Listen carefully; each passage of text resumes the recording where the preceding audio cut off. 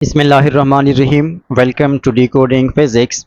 MDCAT physics के session में एक और लेक्चर के साथ हाजिर हूँ और इस लेक्चर में हम प्रैक्टिस और डिस्कशन करेंगे ओहम्स लॉ और रेजिस्टेंस के टॉपिक पर, जो कि करंट इलेक्ट्रिसिटी का टॉपिक है।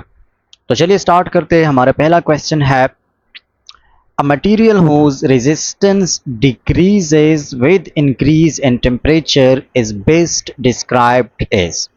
एक मटेरियल है जिसका रेजिस्टेंस डिक्रीज होता है टेम्परेचर में इंक्रीज के साथ, यानी जैसे जैसे हम टेम्परेचर को इंक्रीज करते हैं तो उसका रेजिस्टेंस डिक्रीज होता है। तो ये कौन सा मटेरियल हो सकता है, हमने ये साइंटिफिकली बताना है इनको। तो देखिए, तीन तरह के मटेरियल्स होते हैं। एक तो इंसुलेटर। इसका इंसुलेटर तो हम कहते हैं कि इसमें जो रेजिस्टेंस है वो इनफाइनाइट है, मतलब ये करंट को अलाउ ही नहीं करता आइडियल कंडीशंस में या नॉर्मल कंडीशंस में, तो वो तो आउट हो गया। दूसरा, एक कंडक्टर होता है और कंडक्टर के की प्रॉपर्टी यह है कि कंडक्टर का resistance is directly related to temperature, यानी जैसे जैसे हम टेम्परेचर को इंक्रीज करते हैं तो उसका रेजिस्टेंस भी इंक्रीज होता है। ऐसे मटेरियल को हम कहते हैं कंडक्टर, और ये इनको हम ओमिक कंडक्टर भी कहते हैं। दूसरा, वो मटेरियल जिसका रेजिस्टेंस टेम्परेचर के साथ इन्वर्सली रिलेटेड होता है, जैसे जैसे हम टेम्परेचर को इंक्रीज करते हैं तो उसमें रेजिस्टेंस डिक्रीज होता है। और इसके लिए हम कहते हैं कि यहाँ पर जो एल्फा की वैल्यू है वो नेगेटिव होगी। नेगेटिव का मतलब एल्फा इज टेम्परेचर कोफिशिएंट, कि इसका टेम्परेचर कोफिशिएंट नेगेटिव है, और इसके लिए जो टेम्परेचर कोफिशिएंट है वो है पॉजिटिव।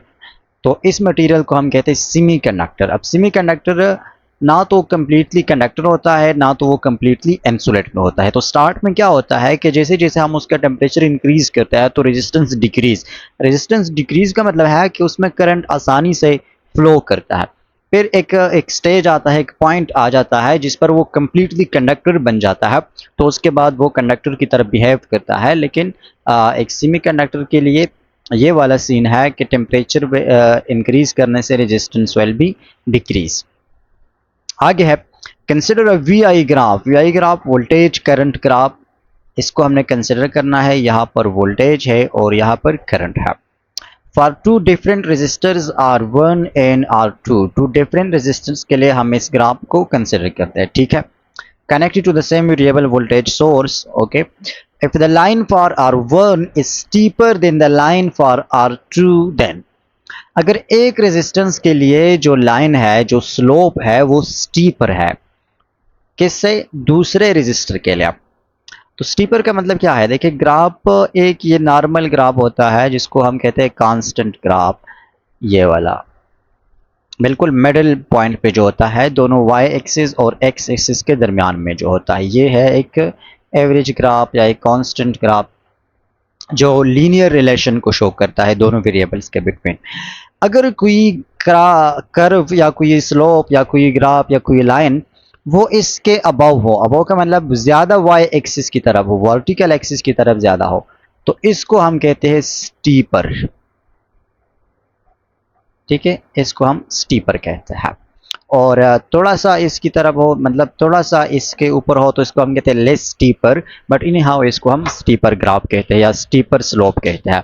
तो इस स्टीपर का मतलब ये होता है कि एक्स एक्सिस पर हम थोड़ा सा क्वांटिटी को चेंज करते हैं तो वाई एक्सिस पर ज़्यादा चेंज आ रहे होते हैं, यानी वोल्टेज को हम थोड़ा सा इंक्रीज करते हैं तो करंट ज़्यादा फ्लो करता है। तो ज़्यादा करंट फ्लो करने का मतलब क्या है कि रेजिस्टेंस कम है, ठीक है। तो R1 के लिए लाइन स्टीपर है। R1 के लिए लाइन स्टीपर का मतलब यह है कि R1 is less than R2। तो this is our correct answer B. 3 है, if a conductor is stretched to double its original length keeping its volume constant, how does its resistance change। अगर हम volume को नहीं छेड़ते, मतलब area, diameter, radius, इन चीज़ों को नहीं छेड़ते, सिर्फ लेंथ को हम डबल करते हैं, तो फिर रेजिस्टेंस क्या होगा? तो रेजिस्टेंस के लिए हम पता है कि R is equal to rho L divided by A, यानी कि resistance is directly proportional to length. तो अगर हम लेंथ को डबल करते हैं रेजिस्टेंस भी डबल होगा। नेक्स्ट है, which of the following conditions is most crucial, remember most crucial, for a conductor to strictly obey Ohm's law। एक कंडक्टर ओहम लॉ को स्ट्रिक्टली फॉलो करने के लिए सबसे इम्पोर्टेंट कंडीशन क्या है? तो सबसे इम्पोर्टेंट कंडीशन यह है कि टेम्परेचर कांस्टेंट होना चाहिए। ओहमला क्या है? ओहमला हमें ये कहता है कि जो करंट प्रोड्यूस होता है किसी कंडक्टर में वो डायरेक्टली प्रोपोर्शनल होता है टू अप्लाइड वोल्टेज। ठीक है, लेकिन यहाँ पर कंडीशन यह है कि the temperature must be constant. Temperature क्यों कांस्टेंट? क्योंकि टेम्परेचर की वजह से रेजिस्टेंस इफेक्ट होगा और रेजिस्टेंस की वजह से अगेन करंट इफेक्ट होगा। तो इस वजह से एक बेसिक कंडीशन है ओहम लॉ के लिए कि the temperature must be constant. Next है जनाब, a resistor R is connected in a circuit, okay, if the voltage across it is triple, sorry, voltage को हम ट्रिपल करते हैं and simultaneously its resistance is half। Resistance को हम करते हैं हाफ और वोल्टेज को हम करते हैं ट्रिपल, यानी V dash is equal to 3 times V और R dash is equal to R by 2। तो क्या पूछ रहे हैं? What happens to the current flowing through it? तो करंट पर क्या असर होगा? अब करंट के लिए हमें पता है ओहम लॉ से V is equal to I R, so I is equal to V by R।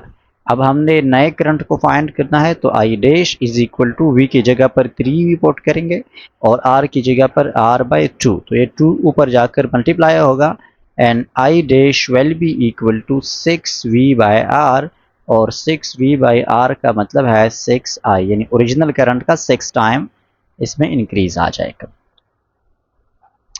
Next step, an unknown material shows a VI characteristic where the current increases disproportionately, ये disproportionally है, ये थोड़ा सा spelling mistake, faster than the voltage for higher voltage values this material is likely a।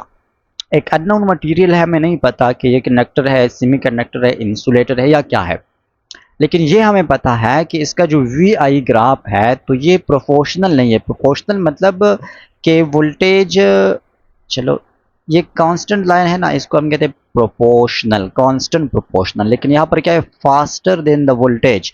Voltage थोड़ा सा increase होता है, current ज़्यादा इंक्रीज होता है, इस तरह है।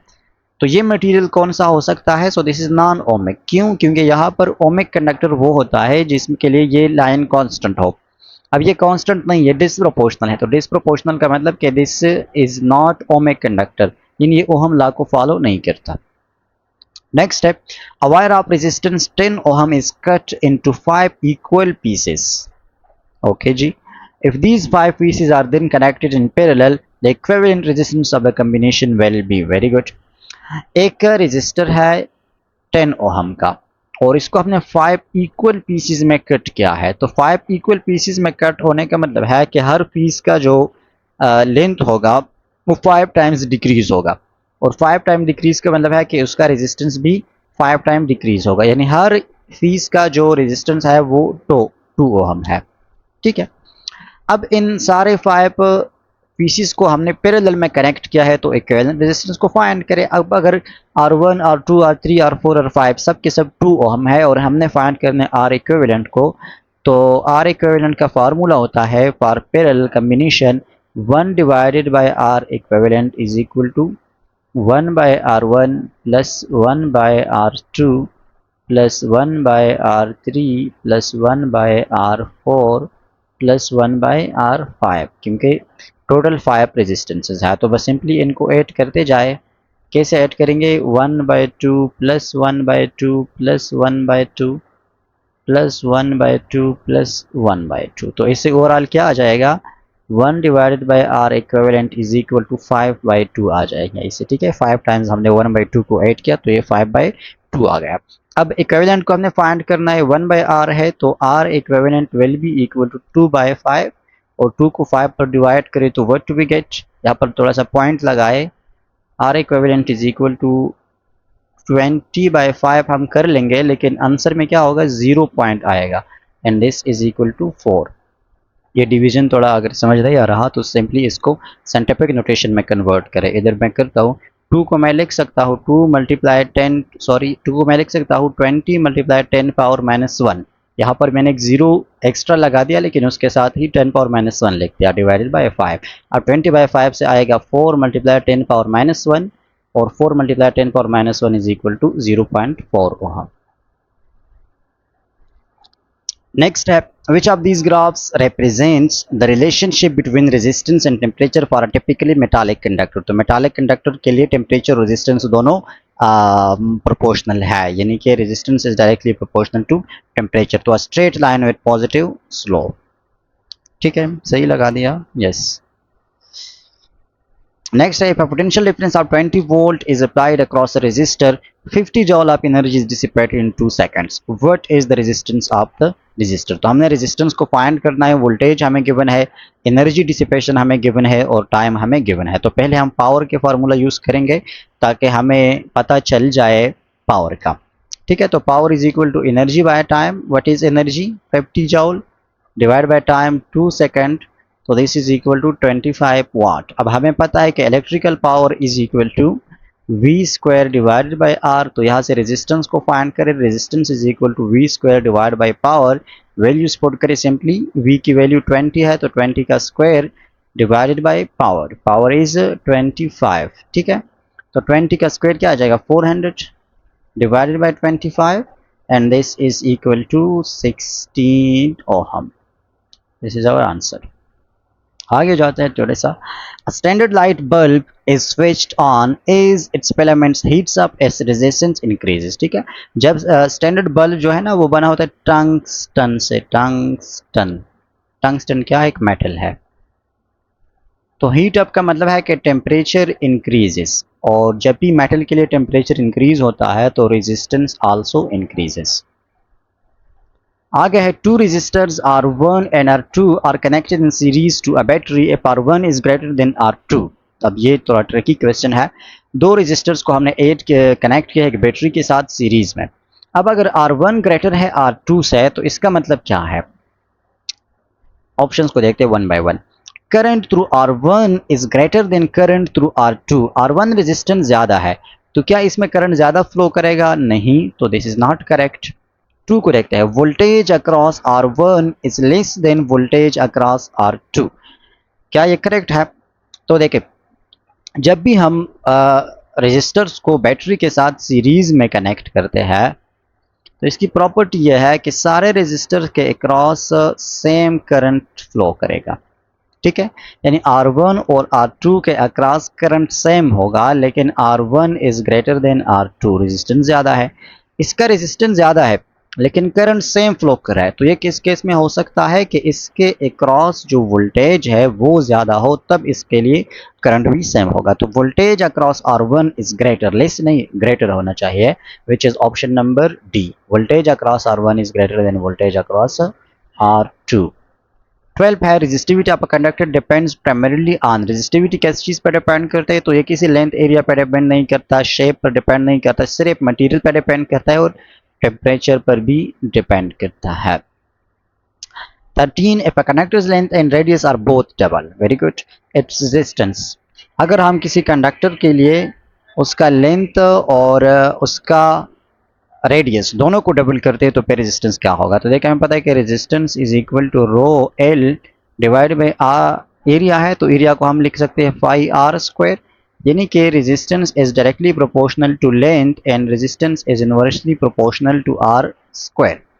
अब जब हम लेंथ को डबल किया तो रेजिस्टेंस बिकम्स डबल, आर को हमने डबल किया तो रेजिस्टेंस बिकम्स 4 टाइम्स वो डिक्रीज. लेकिन चले इस तरह करते हैं, R dash will be equal to, rho तो वही रो है, यहाँ पर 2l कर लेंगे, पाई आर स्क्वायर है तो यहाँ पर 2r स्क्वायर कर लेंगे. ठीक है, अब अगेन यहाँ पर 2 रो एल है और यहाँ पर 2 का स्क्वायर आ जाएगा 4 पाई आर स्क्वायर. तो 2 ये हो जाएगा 2 1/2 और ये हो जाएगा r, तो r/2 यानी कि हाफ हो जाएगा. आगे जाते हैं. Which statement is true regarding the graphical representation of ohm law. Ohm law का ग्राफिकल रिप्रेजेंटेशन क्या है. तो ओहम लॉ देखिए, ओहम लॉ क्या है, ग्राफ में v है, ये i है और सारे ऑप्शंस में आप स्लोप देख रहे हैं. तो स्लोप हम कैसे फाइंड करते हैं, y intercept divided by x intercept. तो i बाई v किस चीज़ के इक्वल होता है, रेजिस्टेंस के इक्वल होता है. इस तरह ही ना, v is equal to I R, ये रेजिस्टेंस के इक्वल होता है. v is equal to I R, तो r is equal to v by I. नहीं, ये रेजिस्टेंस के इक्वल नहीं होता, बल्कि ये रेजिस्टेंस के अपोजिट के इक्वल होता है, यानी 1/r is equal to I/V। जो ग्राफ होता है ओहमला का, या जो स्लोप होता है, तो वो रेजिस्टेंस का अपोजिट होता है या इनवर्स ऑफ रेजिस्टेंस होता है। तो slope of V I graph gives resistance, resistance तो नहीं देता।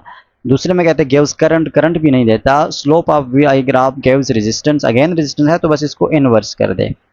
इधर ऑप्शन में थोड़ा मतलब है, इनवर्स आप रेजिस्टेंस कर दे तो फिर सी इज करेक्ट। यानी यहाँ पर जो स्लोप होगा तो ये रेजिस्टेंस को शो नहीं करता, बल्कि रेजिस्टेंस के इनवर्स को शो करता है, I/V को शो करता है, और रेजिस्टेंस V/I है। एम आई करेक्ट यार? मुझे थोड़ा इसमें डाउट हो रहा है, क्योंकि V is equal to IR है, तो R is equal to V/I। Yes, ठीक है, ये इनवर्स ऑफ रेजिस्टेंस को शो करता है। तो आई होप के ये लेक्चर समझ आई होगी, और फिर इंशाल्लाह नेक्स्ट लेक्चर में मज़ीद डिस्कशन करेंगे बाकी MCQs की।